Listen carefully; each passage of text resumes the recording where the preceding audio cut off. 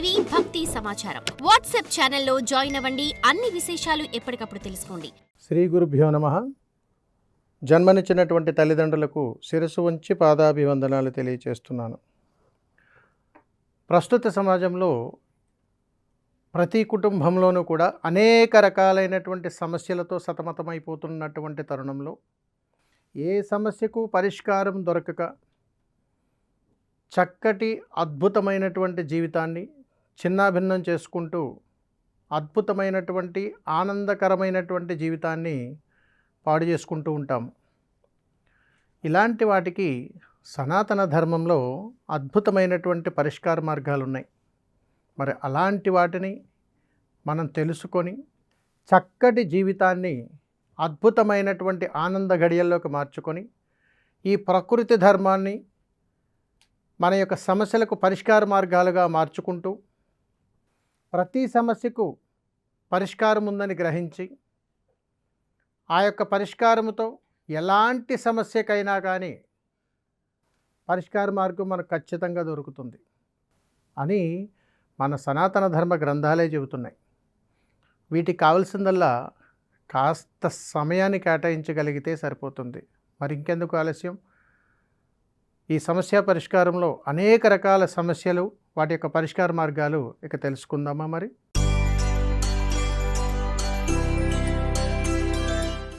గురుగారు, నాకు చాలా అప్పులు ఉన్నాయి, అప్పులన్నీ పోవాలంటే ఏం చేయాలి? అప్పులు అందరికీ ఉన్నాయి, వీటిని రుణానుబంధాలు అని అంటారు. రుణాలు అంటారు సింపుల్గా చెప్పాలంటే. ధనం పట్ల అప్పు లేనటువంటి జీవుడు ఇంకొకరు లేడు. ప్రతి ఒక్కరికి అప్పు ఉంటుంది.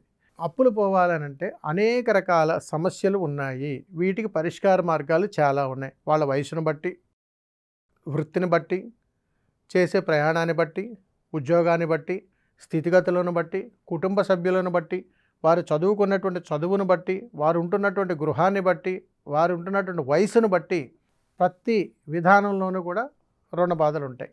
రుణ బాధలు అందరికీ ఉన్నాయి. 10 సంవత్సరాల వయసు దగ్గర నుంచి 60 సంవత్సరాల వయసు ఉన్నప్పుడు అందరికీ అప్పులు ఉన్నాయి. వారు తీర్చుకునేటువంటి విధానంలో అప్పుల బాధలు ఎందుకు పడతారు ప్రప్రదమైనటువంటిది రాసి పెట్టుకోండి.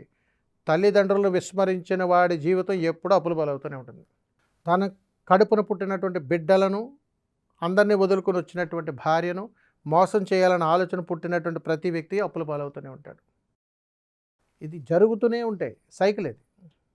కానీ అప్పులు తీరిపోవాలంటే అనేక మార్గాలు ఉన్నాయి, చాలా మార్గాలు ఉన్నాయి. ప్రతి ఒక్కరికి ఒక్కొక్క సమస్య ఉంటుంది.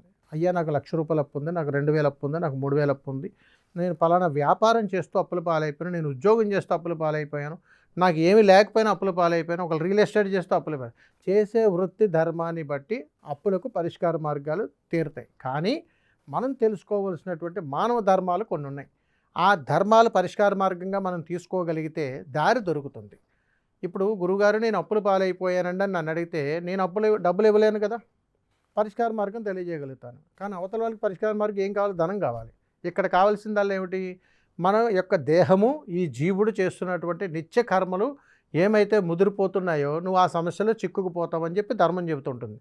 అందుకని ఇప్పటికీ చెబుతుంటాం, ధనాన్ని దుర్వినియోగం చేసినా అప్పుల పాలవుతారు, కుటుంబాన్ని విడిచిపెట్టినా అప్పుల పాలవుతారు, కుటుంబాన్ని ప్రేమించలేని వాడు అప్పుల పాలవుతాడు, అలాగే వృత్తి ధర్మాన్ని ద్రోహం చేయాలని చూసిన వాడు అప్పుల పాలవుతాడు. ఇలా అన్ని రకాలుగానే అప్పులు ఉన్నాయి. అందుకని ప్రతి దానికి సన్మార్గ మార్గాలు అనేటువంటివి ఖచ్చితంగా ఉన్నాయి.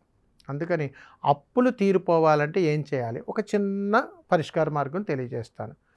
ఆడవాళ్ళైనా మగవాళ్ళైనా ఎవరైతే ఎక్కువగా అప్పులు పాలైపోయారనేటువంటి ఆలోచన మీ దగ్గర ఉంటుందో వీరు తులసి దీపం పెట్టే ప్రయత్నం చేయండి. తులసి దీపం పెట్టే ప్రయత్నం చేయండి. అంటే మీరు వెలిగించేటువంటి దీపారాధన తులసమ్మ దగ్గర వెలిగించి చుట్టూ ఒక తులసి మాలను సమర్పించండి. సమర్పించి ఒక గ్లాసు నీళ్ళల్లో తులసి దళాన్ని అక్కడ ఉంచి నమస్కారం చేసుకోండి. ఇలాగ నిత్యము 41 రోజులు కానీ 20 రోజులు కానీ చేసే ప్రయత్నం చేయండి. ముందు దారి దొరుకుతుంది. తర్వాత నేను చెప్పినటువంటి మానవ ధర్మం ఏదైతే ఉందో అది మీరు చేసి చూడండి. ఖచ్చితంగా ఆ దారిలోంచి బయటపడతారు. సర్వే జన సుఖినో భవంతు. శుభం. నమస్కారం. For more videos like this, subscribe Big TV channel.